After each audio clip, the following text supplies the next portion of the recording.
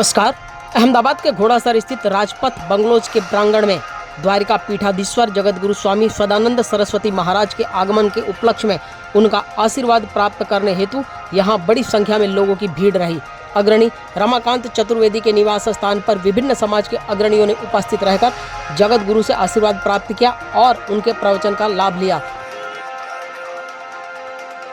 इस अवसर पर रमाकांत चतुर्वेदी ने सभी अग्रणियों का शाब्दिक स्वागत किया। इसके पश्चात जगतगुरु ने अपने मुखार बिंद से लोगों को धर्म के बारे में मार्गदर्शन दिया। तो देखिए सूर्योदय न्यूज की रिपोर्ट। जितने भी प्राणी हैं वो सभी ये चाहते हैं कि हम सुखी हो जाएं। आत्यांतिक सुख की प्राप्ति करना ये प्रत्येक मनुष्य का उद्देश्य है और दुख की निवृत्ति करना भी इसका उद्देश्य है। और यह भी चाहता है यह कि दुख चला जाए तो वापस न आए और सुख आ जाए तो वापस न जाए। ये सभी प्राणी चाहते हैं।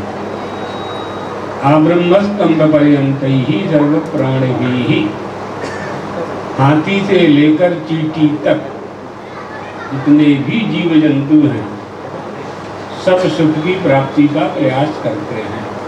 मनुष्य भी करता है। प्रयास करने के बाद सुख की प्राप्ति होती क्यों नहीं है? ये बड़ा कठिन प्रश्न है।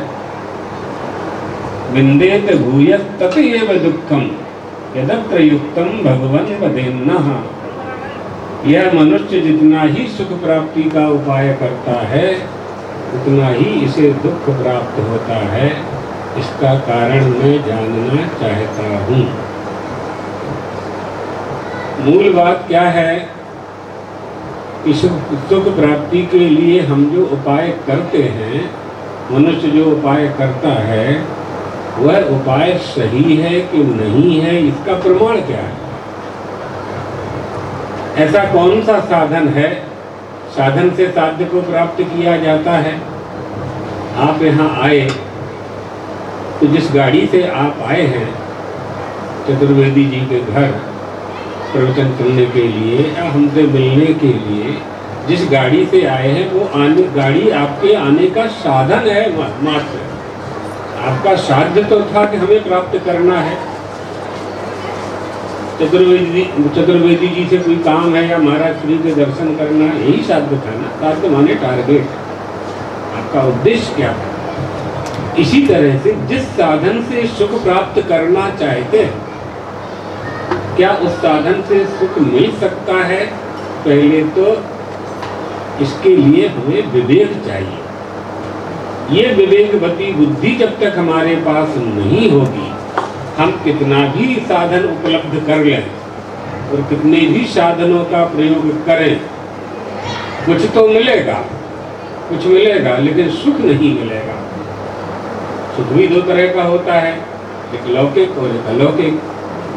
लौकिक सुख संसार में प्राप्त हो जाता है, बाजार में प्राप्त हो जाता है, परिवार में प्राप्त हो जाता है, रिश्तेदारों से प्राप्त हो जाता है, धन से प्राप्त हो जाता है। पैसा लेकर के आप दुकान में जाएंगे तो जो भी जितना पैसा होगा दुकान से उतना सामान आपको मिल जाएगा। हम आपसे कहें कि बाजार से फूल माला लेते आना, फूल मार्केट से आप ला देंगे। हम कहेंगे गुड़ ला देना, गुड़ ला देंगे आप। हम कहेंगे कि 1 किलो शुक ला देना, लाओगे? मड़क चौक में मड़ से